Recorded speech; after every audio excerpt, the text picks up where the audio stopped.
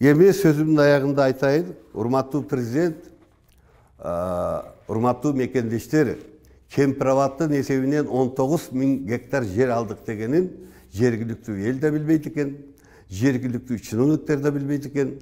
Ташиев мырзанын айткандары мен жалган деп айта албайм, бирок жергиликтүү эл билбейт экен. Жергиликтүү элдерге барып, ар бир айылдык кеңештерге барып, мына бул жерлерди айттык деп такташкандан кийин анан айтсаңар туурараак болмок экен. Азыр силердин айтканыңар мындайча айтканда жалган төгүнгө чыгып атат. Бирок ошону чындыктай кылабыз деп кайра жыйын өткөрүп, өзүңөрдүн партияңардын жана докансаңарды чогултуп, мына эртең дагы өкмөткө Эдил Байсал ошондой жыйын өткөрөт экен. Мени да чакырды 20-сында болот деп. Кербенден дагы ошол жетиген айылынан адамдарды чакырыпсыңар. Мындай жасалма чогулуштарды өткөрүү эмне кереги бар? Şu Özbekistan'ın kızıkçılığı için Özbekistan'a Kempiravad'ı berебиз деп өзүбүздүн элдердин башын эмне үчүн айланып атабыз? Эмне кызыкчылык бар эки дос иним? Садыр Нуркожоевич, Камчыбек Кыдыршаевич эмне күч келип атат? Мен түшүнбөй калдым. Эмне болуп атат? Кемпиравадды 2015-жылы Атамбаев Ташкентте дагы, Бишкекте да кол койбой койгон. А силер эмне үчүн бүгүн кол коюп атасыңар? Ошол чегарада алабыката жүргөндө Өзбекстандын телевидение тартат экен. Телефондордо ютубтары өзбекстандык иштейт экен.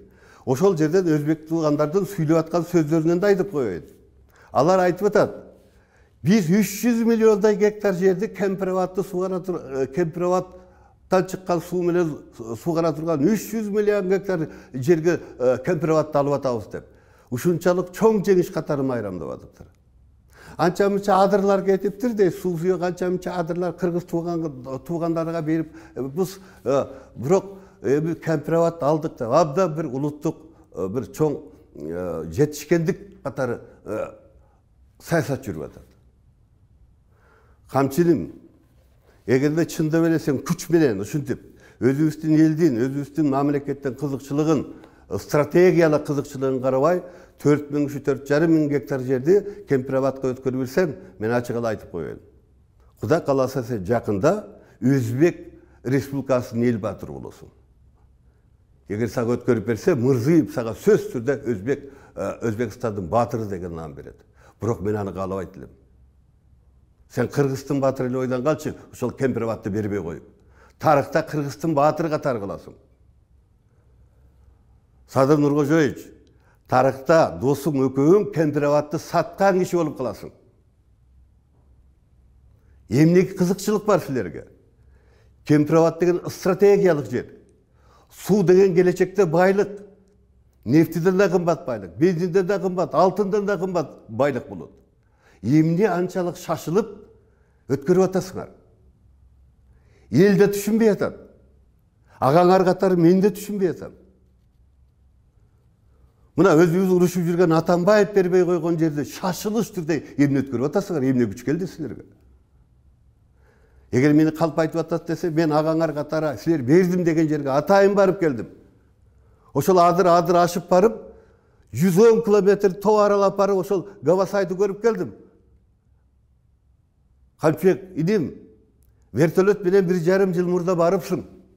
Бир аз элди чогултуп туруп, ошол Көкташ деген айылда айтыпсың. Мына суудун аркы бетиндеги жайлооңарды мына алып берем деп.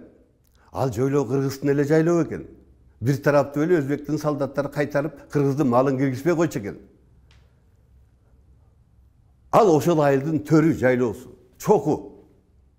Бир боор, өзүбүздүн жер. Мурда Акаев үзен кушту билип атканда биз уттук деп өзүбүздүн жерди 70-30 кылып бөлүп алып туруп 30% Кытайга берип анан биз 70 алды уттук деп мактанды эле. Назарбаев болсо Каркыраны бөлүп алып анан силерге көбүрөөк жер бердик деп өзүбүздүн жайлоодо кайра өзүбүзгө берди эле. Эми силер Каримов 97-жылга чейин тартып койгон, казып койгон траншеядан нарака 1 сантиметр өтпөй туруп, бирок траншея каспай туруп, мунагы уңгар тоодай кылып, мынау биздин жер деп, мал доо кылган жерлерди эми ошондо кайтарып алдык деп айтып эмне күч келип атат? Жергиликтүү эл ишенбейт да буга. Да жанагы докансаларыңар бар экен.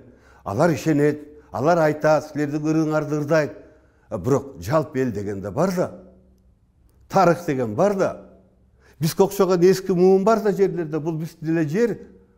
1 сантиметр Өзбекстан биз жер алдык, аны жокпуз деп атыгүл ошол жерде жашагандарды айтып атат да. Мына көрдүңөр да өзүңөр. Мен ошол үчүн силерге сунуш берем. Урматтуу Садыр Нуркожоевич. Мына Талгарбек мырза айтып атпайбы? Өзбек Кыргызстан чегарасын эл аралык келишимди референдумга коелу деп. Эл аралык келишим референдумга коюлбайт. Бул дөпүрөстүк сөз. Референдумга коелу десе Садыр Нуркожоевич, кемпирабадты бердик деген жанагы кемпирабадтын жерин референдумга алып чыккыла 4 эле сөз. Кемпирабадты Өзбекстанга өткөрүп бергенге макулсуңбу деген референдум өткөрүңүз. 4 эле сөз. Кемпирабадты Өзбекстанга өткөрүп бергенге макулсуңбу деп. Ошондон кийин анан кийин ушул Кыргызстандын көпчүлүгү жарандары макул болду добуш берсе өткөрүп бериңиз. Жүзүңүз жарык болот. Тарых алдында дагы, эл алдында дагы.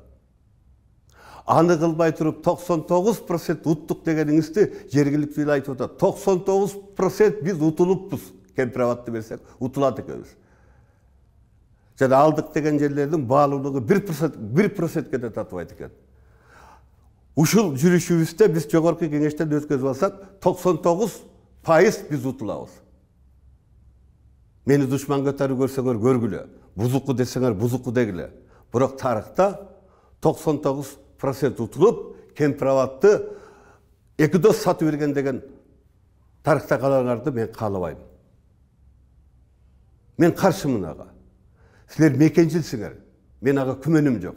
Бирок муну кылып аткан ишиңер бул өзүңөрдүн элиңерге, өзүбүзгө, кыргыздарга кылып аткан кыянатчылык болуп эсептелет.